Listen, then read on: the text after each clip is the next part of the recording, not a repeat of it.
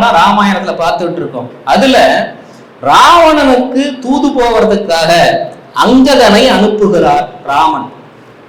இந்த அங்கதன் அந்த ராவணன் முன் போய் நிற்கிறான். அவன் நிற்கின்ற தோற்றம் எப்படி இருந்தது அப்படிங்கிறத சொல்லும் போது இப்படி சொல்லுகிறார்: நெடுந்தகை விடுத்த தூதன் இணையென நிரம்ப எண்ணி கடுங்கணல் விடமும் கூற்றும் கலந்து கால் கரமும் காட்டி.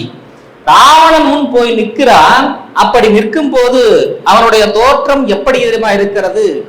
ஆலகால விடமும் ஊழி தீயும் கூற்றுவனும் இணைந்து கால் கரம் கைகளோடு அமர்ந்திருந்தால் எப்படி இருக்குமோ அப்படி இருந்தது அவனுடைய தோற்றம்.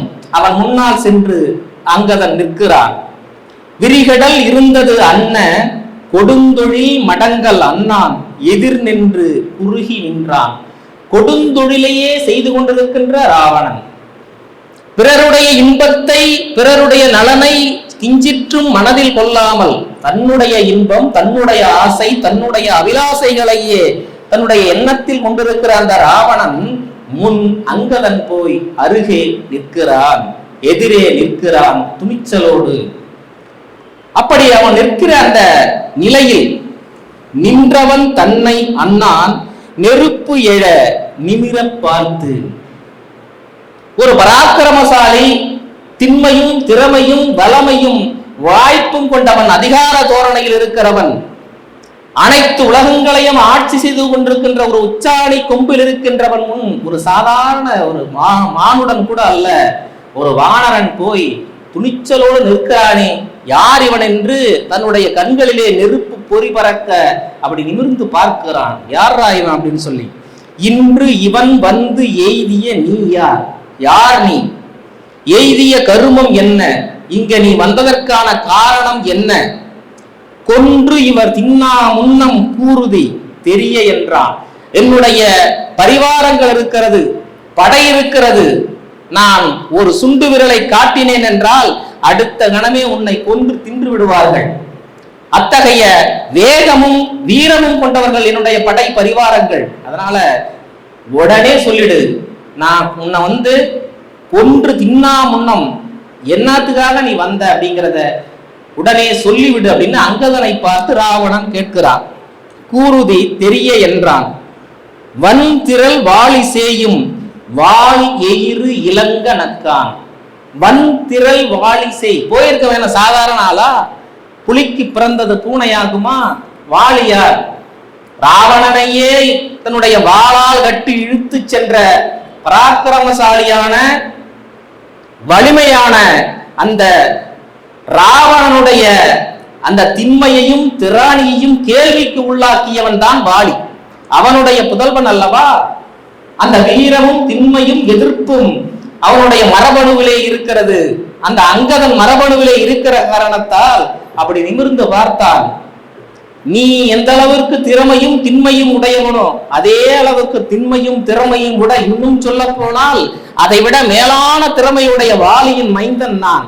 என்னை பார்த்து நீ முறைக்கிறாயா என்று பொருள்படும்படியாக அப்படி நிமிர்ந்து பார்த்து ராவணனை பார்த்து அவனுடைய அந்த கோரை பற்கள், வானரத்துக்கு இருக்கும்ல கோரை பற்கள், அது வெளியே தெரியும்படி அப்படி நிமிர்ந்து பார்த்து சிரிக்கிறான் அங்கதன். அப்படி அவன் சிரிக்கிறத பார்த்துட்டு சிரிச்சிட்டு சொல்றான். யார்கிட்ட? ராவணன் கிட்ட. என்ன சொல்றான்? பூத நாயகன், நீர் சூழ்ந்த புவிக்கு நாயகன், பஞ்சபூதங்கள் என்று சொல்லக்கூடிய ஐம்பெரும் ஆற்றல்கள், அந்த ஆற்றல்களுக்கெல்லாம் தலைவன், நீர் சூழ்ந்த புவிக்கு நாயகன், நீர் சூழ்ந்திருக்கின்ற இந்த பூமியினுடைய நாயகன், இப்பூமே சீதை நாயகன், சீதையினுடைய தலைவன், வேறு உள்ள தெய்வ நாயகன், எல்லா தெய்வங்களுக்கும் தலையான தலைவனாக இருக்கின்ற ஒரு தலைவன், நீ செப்பும் வேதநாயகன், நீ அன்றாடம் படிக்கிறாயே, பாடம் ஓதுகிறாயே, அந்த வேதங்களினுடைய தலைவன், மேல் நின்ற விதிக்கு நாயகன், எல்லாவற்றுக்கும் மேலாக நம்முடைய ஒவ்வொரு செயல்பாடுகளும் விதியின் பயனால் நடைபெறுகின்றது என்று நினைக்கிறார்களே, அந்த விதிக்கெல்லாம் தலைவன் ஒருவன் இருக்கிறான் என்றால் அந்த தலைவன் தான் என்னுடைய தலைவன். தான் விட்ட தூதன் யான், அந்த தலைவன் விட்ட தூதன் தாண்டா நானு, பணித்த மாற்றம் சொல்லியே வந்தேன், அவர் ஆணையிட்டதனால் இங்கே நான் வந்திருக்கிறேன் அப்படின்னு சொல்லிட்டு ராவணன் முன் துணிச்சலாக பேசுகிறான். இதை கேட்ட ராவணன் என்ன சொல்றான் அப்படின்னா, அரண்கொலாம் அரிகொலாம் மற்ற அயன்கொலாம், சிவன் என்று சொல்லுவார்கள், திருமால் என்று சொல்லுவார்கள், பிரம்மதேவன் என்று சொல்லுவார்கள், இவர்களையெல்லாம் கூட்டிக் கொண்டு எனக்கு முன்னால் வராமல் குரங்கெல்லாம் கூட்டி வேலை குட்டத்தை சேது கட்டி இந்த வானர இனங்கள் எல்லாம் கூட்டிக்கிட்டு இது ஒரு படன்னு நினைச்சுக்கிட்டு வேலை குட்டத்தை சேது கட்டி, இந்த கடலானது ராவணனுக்கு ஒரு குட்டையை போல தெரிகிறது. அந்த கடல் என்ற அந்த குட்டையில ஒரு பாலத்தை கட்டிட்டு இறங்குவானாகில் இன்னும் அரிதி என்று உன்னை ஏவும் நரன்கொலாம் உலகநாதன் என்று கொண்டரக்கன் நக்கான். அவன் ஏளனமா சிரிக்கிறான் அந்த அங்கதனை பார்த்து. என்னடா அது உங்க தலைவன்கிற எம்ஆர்ஆர் பாணியில் சொன்னா, என்னடா அது உங்க தலைவன்கிற, ஒன்னத்துக்கும் பிரயோஜனப்பட மாட்டான் சொல்றது அப்படிங்கிற மாதிரி அவனை பார்த்து இவன் சிரிக்கிறான், இவனை பார்த்து அவன் சிரிக்கிறான். ஏண்டாடே நீ வீர வசனம் எல்லாம் பேசிட்டு இருக்க, என்னை எதிர்க்கணும்னா யார் வரணும்? சிவபெருமா வரணும், அந்த திருமால் வரணும், அந்த பிரம்மதேவன் வரணும். அப்படி இருக்கிற இது அந்த வாய்ப்பும் அந்த அதிகாரமும் உள்ள என்கிட்ட சும்மா ஒரு கடலை ஒரு கடல்கிற அந்த குட்டையை ஒரு பாலத்தை கட்டிட்டு இந்த வானர படைகளை எல்லாம் கூட்டிட்டு கேவலம் இதை கூட்டிட்டு என்னை எதிர்க்க வரன்னு சொல்றிய, அவனை போய் நீ தலைவன் சொல்றிய, இது எந்த வகையில பொருத்தமானது அப்படின்னு சொல்லிட்டு அந்த அங்கதனை பார்த்து சிரிக்கிறான். இப்படி மாறி மாறி ரெண்டு பேரும் ஏளனமா சிரிச்சுக்கிறானுங்க இந்த அங்கதனை பார்த்து. கங்கையும் பிறையும் சூடும் கண்ணுதல் கரந்த நேமி, இந்த கங்கையை சூடி இருக்கிறனால சிவபெருமான், அவனும் கண்முதல் கரந்த நேமி சங்கமும் தரித்த மால், கையிலே சக்கராயுதத்தையும் சங்கையும் வைத்திருக்கின்ற அந்த திருமால் மற்ற இன்னகர் தன்னை சாரார்.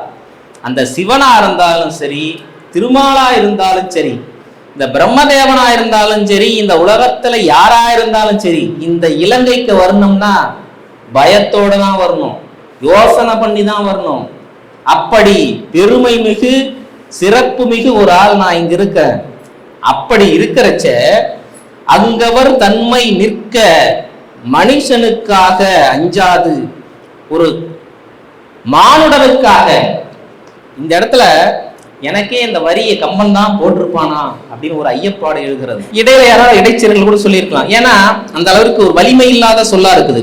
அங்கவர் தன்மை நிற்க மனுஷனுக்காக அஞ்சாது, இங்கு இதனை சொன்ன தூதன் நீ யாவன். அப்ப பெரிய பெரிய ஆளுங்கள் எல்லாம் என்னை எதிர்த்து நிற்கிறதுக்கே பயப்படுவாங்க. அப்படி இருக்கையில சாதாரண ஒரு மானுடனுக்காக என்ன நீ இங்க என்கிட்ட தூது வந்திருக்கியே, யார் நீ அப்படின்னு சொல்லி கேட்கிறார். அதற்கு இந்த வாலியினுடைய மைந்தன் அங்கதன் சொல்லுகிறான். என்ன சொல்லுகிறான்? இந்திரன் செம்மல் பண்டு. இந்திரன் செம்மல் யாரு? வாலி இந்திரனுடைய மைந்தன். ஒரு காலத்துல ஒரு கதை சொல்ற கேளு அப்படின்னு சொல்லிட்டு ராவணன்ட்ட சொல்றான். என்ன சொல்றான்? ஒரு காலத்துல இந்திரன் மைந்தன், இந்திர மைந்தன் ஒருத்தன் இருந்தான். அவன் என்ன பண்ணானா, தன்னுடைய வாளிலே இந்த ராவணனை கட்டி மலை மேடு காடெல்லாம் தூக்கிட்டு போயிட்டு அந்த கடலெல்லாம் சுத்தி போனா போகுதுன்னு கொண்டாந்து விட்டு போனான் ஒருத்தன். அவன் யாருன்னு தெரியுமா?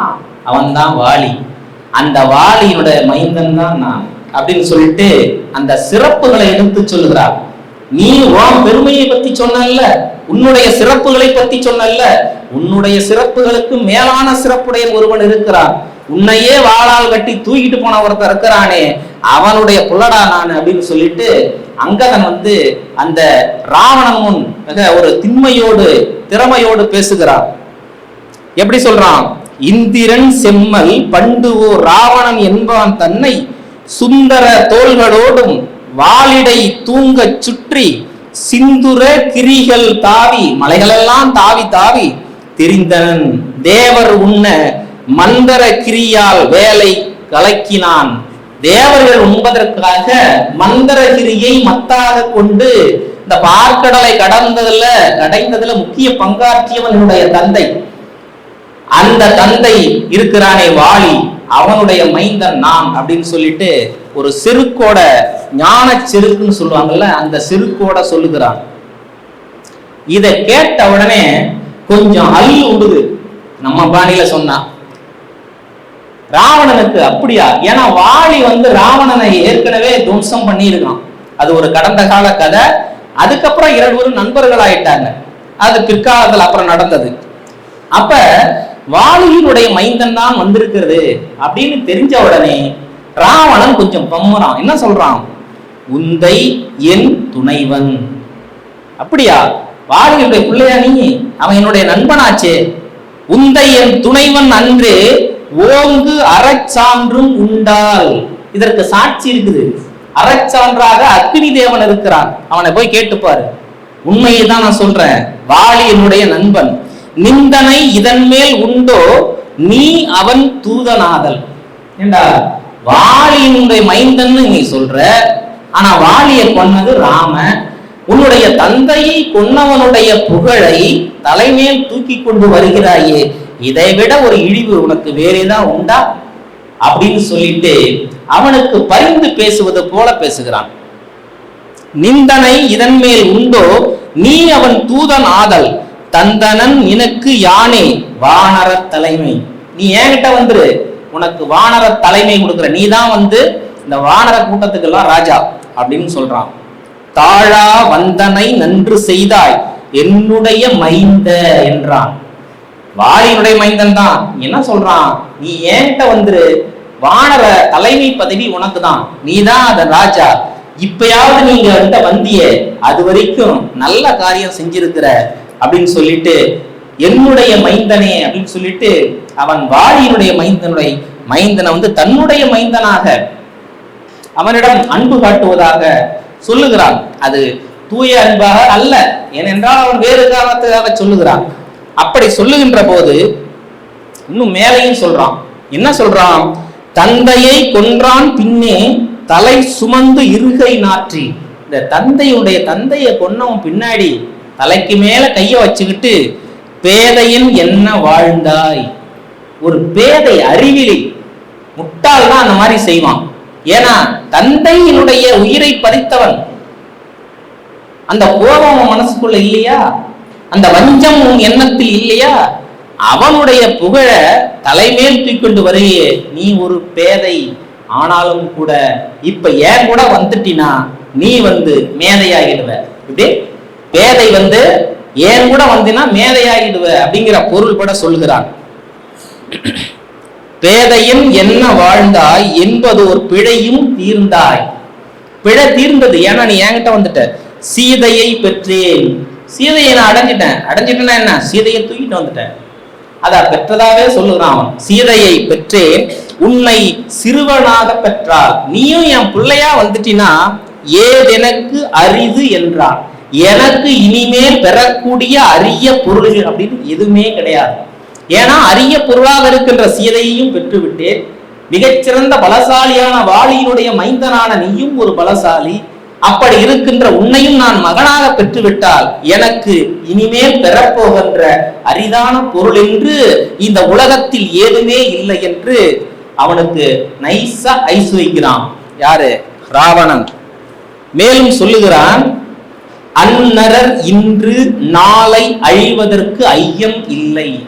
இந்த ராம அவன் கூட வந்திருக்கவன் சொல்லிட்டு இருக்கல்ல, இந்த மானுடர்கள், இந்த மானுடர்கள் எல்லாம் இன்னும் கொஞ்ச நாள்ல அழிய போறது உறுதி. உன் அரசு உனக்கு தந்தேன். இந்த வாலிக்கு பின்னாடி சூழ்ச்சியால தான் அந்த சுக்ரீவன் அவன் இடத்தை பிடிச்சிருக்கான். இப்ப நான் உனக்கு சொல்றேன், அந்த வானர தேசம் உனக்குத்தான். உன்னரசு உனக்கு தந்தேன் ஆளுதி ஊழிக்காலம், உன்னுடைய கடைசி காலம் வரைக்கும். பொன் அரி சுமந்த பீடத்து, பொன்னால் செய்யப்பட்ட சிங்காசனம் உனக்கு இருக்கிறது.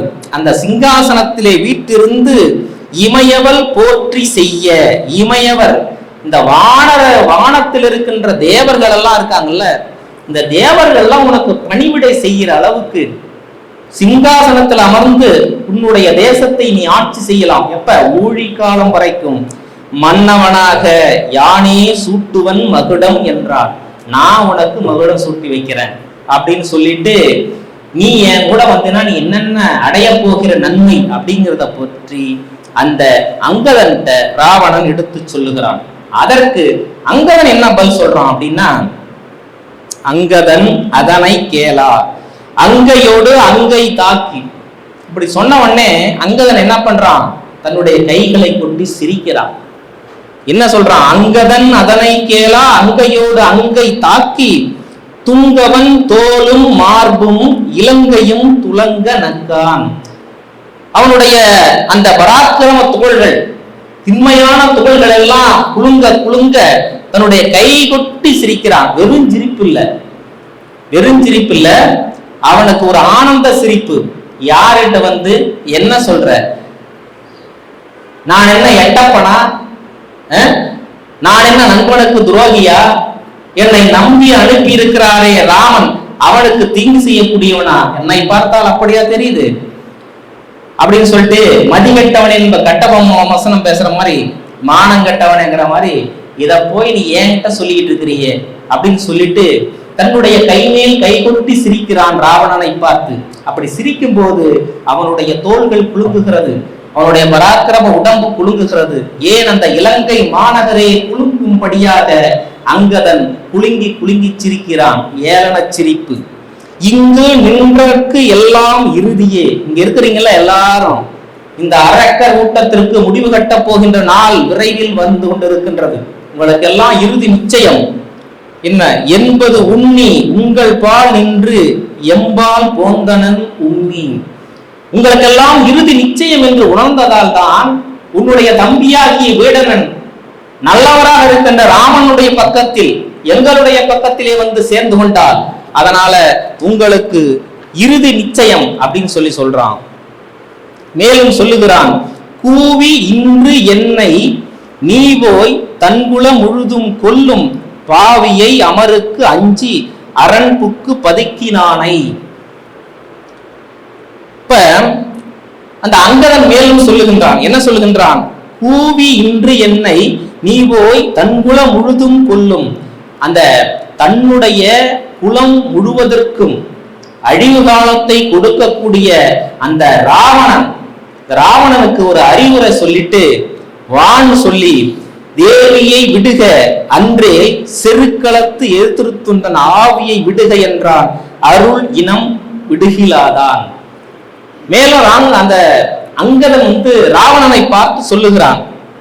என்ன சொல்லுகிறான்? நீ வந்து சீதைய விடலன்னா உனக்கு இறுதி காலம் நிச்சயம். தேவியை விடுக அன்றே செருக்களத்து எதிர்த்து நீ வந்து போரில் சந்திக்க வேண்டிய வரும். ஆவி விடுவது நிச்சயம் என்று இதில் எது வேணும் அப்படின்னு சொல்லிட்டு நீ முடிவு பண்ணிக்க அப்படின்னு சொல்லிட்டு அந்த ராவணனை பார்த்து அங்கதன் உரத்த குரலில் எச்சரிக்கிறான். இதை கேட்டு கடும் கோபம் கொண்ட அந்த ராவணன் என்ன பண்றான்? தன்னுடைய பக்கத்தில் இருந்த 4 படை வீரர்களை அனுப்பி அவனை போய் சேதம் செய்யுங்கள் என்று சொல்லிவிடுகிறான். அவர்கள் வந்து அங்கதனை செய்ய வருகிறார்கள். ஆனால் வலிமை மிக்கவன் அங்கதன். அதனால இந்த 4 பேர் இல்ல 40 பேர் வந்தாலும் அடிக்கக்கூடிய ஆற்றலுடையவன் என்ற காரணத்தால் சேதம் செய்ய வந்தவர்களை இவன் சேதம் செய்து விடுகிறான். அந்த 4 பேரையும் சேதம் செய்துவிட்டு, இதுதான் உங்களுக்கு எச்சரிக்கை, எங்களுடைய அன்னை சீதையை விடுவிக்கவில்லை என்றால் உங்களுக்கு மரணம் நிச்சயம் என்று சொல்லிவிட்டு அப்படியே வானில் எழுந்து ராமன் இருக்கின்ற இடத்திற்கு வந்து விட்டான். ராமன் கேட்கிறான், என்னாச்சு போனது? சொல்லும்படியாக ஒன்றுமில்லை. அவன் இன்னும் சீதையை விடுவதாக இல்லை. சீதையை வைத்திருப்பது கேடுதான், தவறுதான் என்று உணர்ந்திருந்தாலும் கூட அவன் விடுவதற்கு அவனுடைய மனம் சம்மதிக்கவில்லை. சொன்னதையே அவன் சொல்லிக் கொண்டிருக்கிறான். அவன் திருந்துவதற்கு வேறு வழியே இல்லை என்று அங்கதன் ராமனிடம் சொல்லுகிறான். அங்கே செருக்களத்திலே போர் வீரர்களை 4 வரை மாய்த்து விட்டு வந்ததனுடைய பலனாக அதனுடைய இரத்தக்கரை அங்கதனுடைய காலிலே இருக்கிறது. அந்த காலையும் நோக்குகிறான், அங்கதனையும் நோக்குகிறான். பிறகு ராமன் அங்கதனுக்கு என்ன சொன்னான் அப்படிங்கிற அந்த நிகழ்வை அடுத்த நிகழ்வில் பார்ப்போம். வாய்ப்புக்கு நன்றி, வணக்கம்.